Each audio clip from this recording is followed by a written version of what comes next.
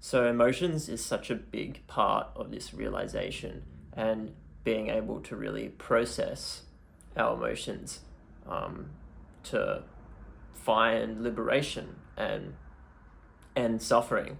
It's such a big part of the human experience to feel negative emotions and unpleasant emotions, and want to just run from them.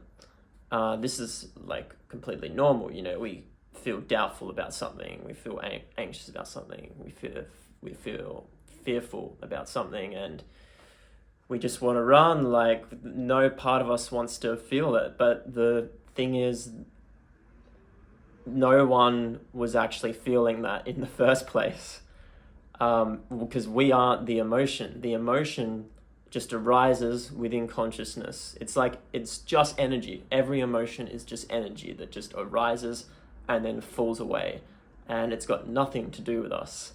But it's the attaching to the emotions. It's the believing so wholeheartedly in the me, the story of me, the ego, and that's where we get caught. Is we believe so hard that we are the individual self. Then when the emotion comes, that those go together. That latches on to our belief that we are a self, and we suffer more than we actually need to.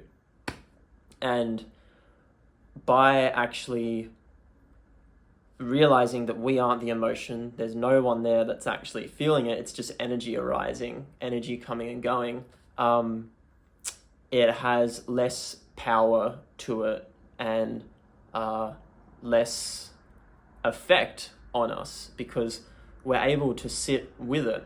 The thing we all try to do is, when we do feel shit, we just want to run from it, go to whatever our addiction is, or whatever that experience is, to try and not feel what we're actually feeling. But by actually sitting in the emotion and really feeling it, and it's a completely different sensation to how we usually experience emotions, because we're not conscious that we're actually feeling that emotion. So when we're actually conscious of it, it's like catching ourselves out each time something is arising, or right before, and actually really sitting with it. So when you do feel anxious, whatever makes you anxious or fearful, just actually being with it, and going, oh, okay, that's interesting. Almost finding interest in the actual feeling. And the more we do this, we'll see that it gradually dissolves. The feeling will go away quicker. It might go away within a few seconds instead of like half an hour. And eventually, it won't affect us as much. But it's so important that we also touch on being able to feel feelings, because that's part of our experience as well. Is feelings do come and go. I might, the fire alarms might go off in the building overnight, and then I might be tired and get grumpy the next day. It just happens, and it's got nothing to do with us, and we can't control it. But it's really important to actually honor our feelings and feel them.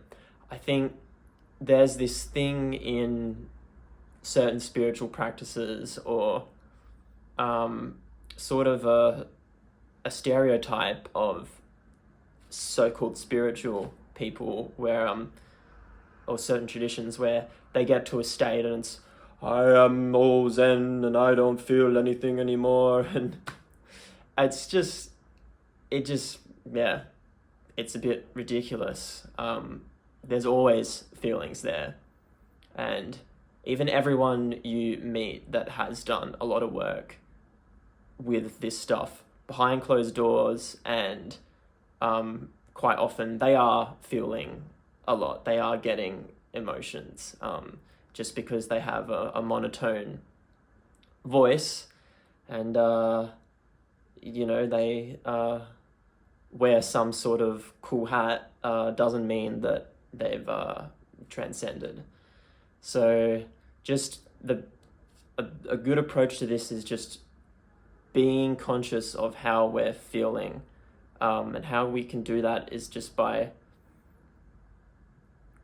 noticing the feeling arise and sitting in it and realizing that it's not us, that there's no one there that's actually feeling it. It's just anxiety happens, laughter happens, excitement happens, and it's got nothing to do with us.